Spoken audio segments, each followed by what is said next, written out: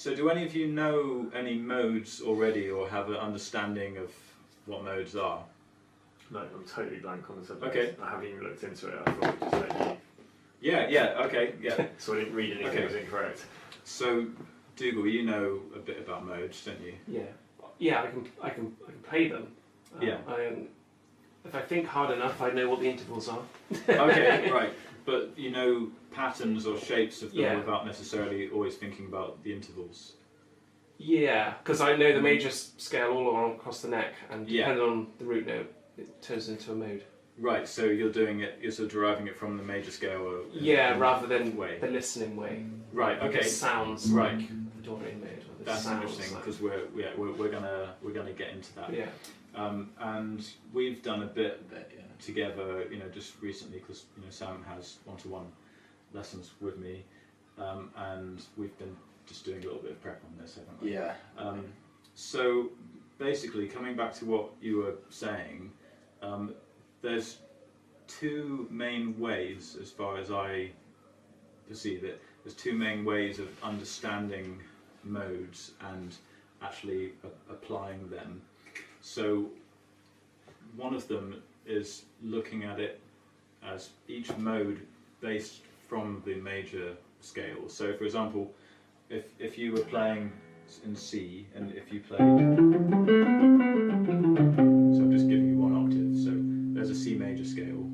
Now if someone just plays me a D note, so we just have a D note kind of ringing out, then if I play a scale from D, now that's Dorian, okay? And so you can think about it as like, right, someone says, oh, this is in D Dorian, or it's just like a funk kind of tracks, because funk is often in Dorian, at least that kind of minor funk. So you could think, right, Dorian, D Dorian, so that means it's C major. So you would relate everything back to the parent major scale. So then if you played me an E note, so now I'm starting on the third note of E, sorry, the third note of C major scale.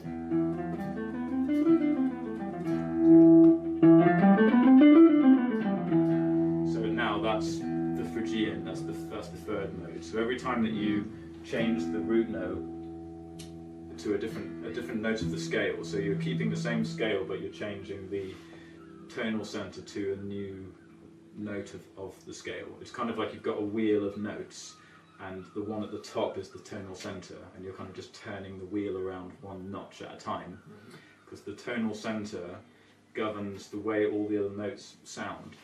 So just this note on its own doesn't really mean anything, but if it's held against a C, can't pick the strings, then that gives you a major third.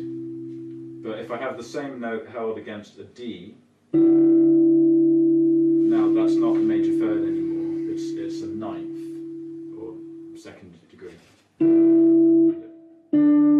Results back there, so there's the same note, it's an octave. So now you can hear that note in a different way, so it has the relationship of a ninth, and the same note again has the relationship of a major third, which makes it a major chord, right? So you can look at the modes in this way, that it's all coming from the same scale. And the other way that you can look at it is more in terms of the intervals and trying to keep them all in one key. So let's look at A, for example. So I could play A major, and then I could say, right, now I'm going to play A Dorian, and I would just have to know what the actual notes of Dorian are. So before I explain that, this way of doing it, you're sort of comparing them on like a 1-to-1 ratio. So you're saying, right, A major sounds like this, and A Dorian sounds like this. So when you do that, you're kind of hearing immediately Dorian in a more explicit way, because your ear is sort of comparing it directly to the major scale. Because the major scale is just the kind of governing set of intervals. So the good way to show this is that if I just play you just a whole range of notes, they're all in the same key, but I'm not going to emphasize any notes. I'm just going to literally move organically around the scale of notes. And when I play a chord to you at the end, you'll be able to hear that it's the chord you were expecting. It's the major scale. So I'm showing you this because it's like all the 7 modes are there as potential, but the major scale will be the sort of default scale that your brain will kind of interpret the notes as being belonging to the major scale until you change the emphasis and make it sound like a different mode.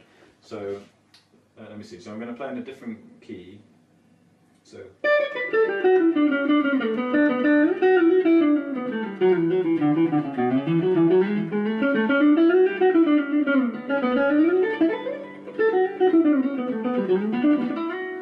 So I'm trying to play quite randomly, so I really don't give it away. But you kind of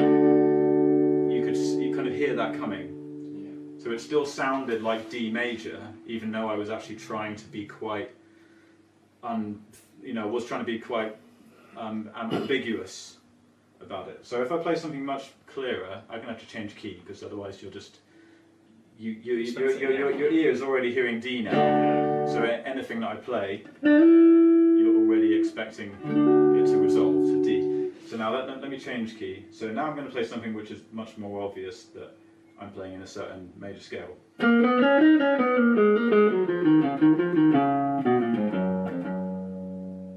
Okay, so that was just phrasing to make it feel like we are where we are. Okay, but even when I did the random approach, it still sounded like D. Okay, so to make it modal, you need to actually change the emphasis. We need to actually have the overall environment of the band, like the rhythm guitar or the bass guitar, giving you something that then you can apply the modal sound to it, or maybe it's a certain chord or a chord change which kind of dictates it being that mode. So, for example, if you play me an E, just a single note. So now here's E, and because you've got the E going as a drone, I can now play something like if I start with E major. So that's the major sound. Now I can apply a different mode like.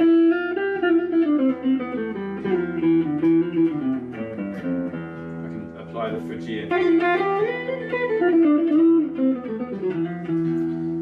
and because that's holding down the fourth, holding down the E as a tonal center, I can sort of apply a different scale. But if I played you those notes without that, then E Phrygian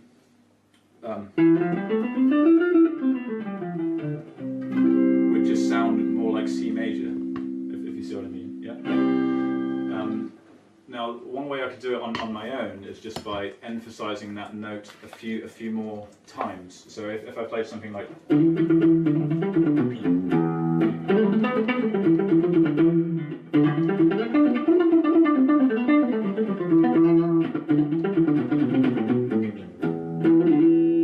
So now that's Phrygian sounding because I'm emphasizing the E enough. Okay? So when you look at it just in one key, then you're beginning to think more about the intervals. So you know the intervals of the mode, and I'll explain exactly what the intervals are and how they work. So an interval is the distance between difference from the actual key to whatever scale you're playing. That's right. Scale, the mode scale. Yeah. There's two ways that people define intervals. It's always the distance between two notes. But the way that I'm talking about them is always in relation to the root note. Yeah. Sometimes people will also say, what's just the interval between any two notes? So, for example, here's a scale, right? There's a major third, and you could say the interval between the third and the second is a tone. Or sometimes people might confuse you and say it's a second, because if that's a 1, then that would be a 2. But we're just going to be talking about it in terms of how they relate to the root note. because musically, in terms of what you're hearing, that's the language which really conveys what the musical effect actually is. You know, each interval has an effect. So when you're thinking about it in that way, the fretboard knowledge builds up in a slightly more exclusive way for each mode. So each mode, you can see it as its own thing. Because what a lot of people find is when they're playing a mode, and then it kind of looks to them like another scale, and you don't really want it to look like anything else. You want to see it and see, right, that is a Dorian scale. That's a Dorian. You don't really want to be looking at it and thinking, oh well, if I feel like I'm playing in E, you know, or in another key, because then it's kind of taking your attention away from the root note. And the thing about this, with the intervals, being more aware of it from intervals, is that in terms of fretboard knowledge, is that then the fretboard knowledge and what you're hearing and your ear starts to really work together, and you can start to actually, your fretboard knowledge expands and becomes much faster through your ability to hear what you're doing as well as kind of seeing what you're doing. Because when people talk about fretboard knowledge, it's often a sort of almost like a visual thing, like, do you know where to put your hand because you can see what the fret is, you know?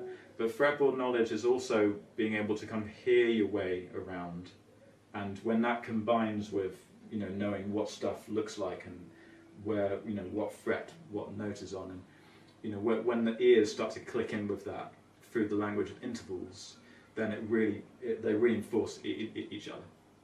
Okay, so that was a rather lengthy introduction. So now I'm going to show you how this is going to be easy. This is going to be quite easy to do. Impressive. All right. So yeah, I was having quite a long lesson with a student today, kind of trying to unpack this stuff. So, you know, I've been thinking about it a lot leading up to this course as well.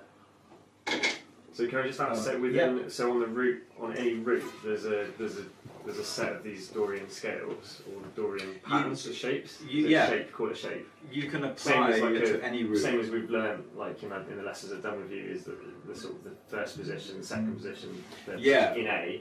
That's just a shape in a position.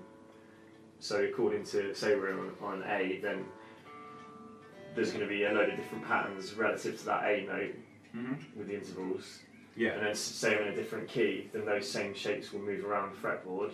Yeah. Relative to where they'll follow where the root note's gone. Yeah. Well, you can apply it to any key, and you'll be applying the same patterns to any key, like you would with the minor pentatonic. And we're actually going to use the minor pentatonic as a basis for this, because there's 6 modes. Well, there's 7 modes, but one of them isn't really used very often.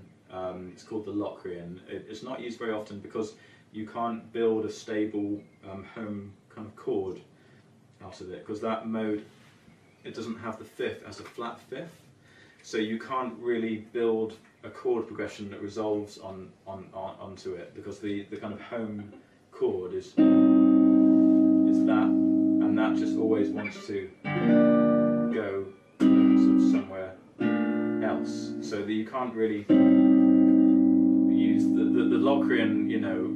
It's only really useful for, like, you can make weird kind of angular riffs out of it and stuff like that, you know, little kind of strange melodies, but it's not really a fully bona fide mode that really gets used in the same way as the others. So think of it as really 6 modes that are really in vogue, and 3 of them are really more minor sounding, and the other 3 are more major sounding. So we're going to look at sort of one of each. So the 3 that are more minor based, they all have the minor pentatonic as their commonality. So if you have the minor pentatonic, then you're just adding in 2 new notes to get these different modes, but the minor pentatonic stays the same with all of them. So once you can apply these different notes, then you can use the 5 patterns of the minor pentatonic, but you'll start to get a sense of what notes you need to add in to make it some of these different modes. Okay, so we're going to look at Dorian. So have you got the Dorian, this one? Cool. Yeah, so that's your A Dorian, you know, the relationship to the pentatonic positions. Okay, so the pentatonic, you have the 1, a flat 3, a 4 and a 5 and a flat 7. So those are the intervals that you have in a minor pentatonic. Okay. Now what we're missing is a 2 and a 6. So that's the same. We're in these different modes. In terms of the minor based modes, it's always just a 2 and a 6 that you're adding in, and it can be either a flat 2, natural 2, or it can be a flat 6 or a natural 6. So with the Dorian, we're just adding in a natural 2 and a natural 6. It's called natural because that's the same note that you would find from a major scale, because the major scale is the defining scale, so that gives you all of the intervals 1 to 7. And anything that's different to that, you call it flat or sharp, you know, respective to the major scale as a template. So if we play through the A Dorian position 1, so we've got fret 5. So let's just try playing it like, you know, like 1, 2, 3, that kind of tempo. So 1, 2, 3, 4.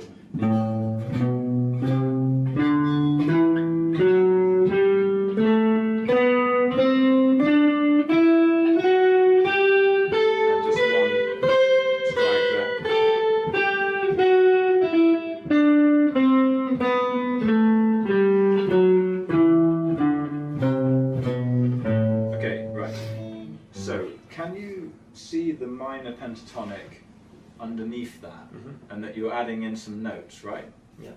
Okay, so 1, play each note with me. So here's the 1, okay, right. Second, that's a flat 3, 4, and 5, and then this is a 6th, yeah, and that's from the major scale, so it's got quite a bright sound.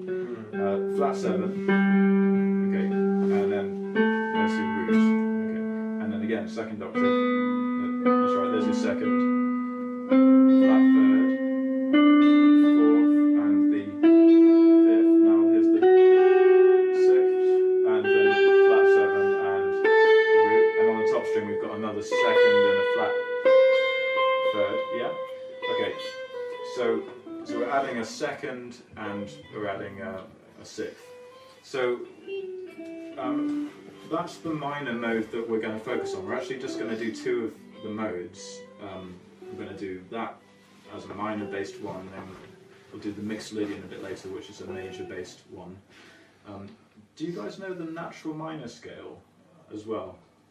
You know it, and you know the natural minor, don't you? I might need a tiny bit of reminding. But it's like the Dorian, but it has a flat 6 instead of a natural 6.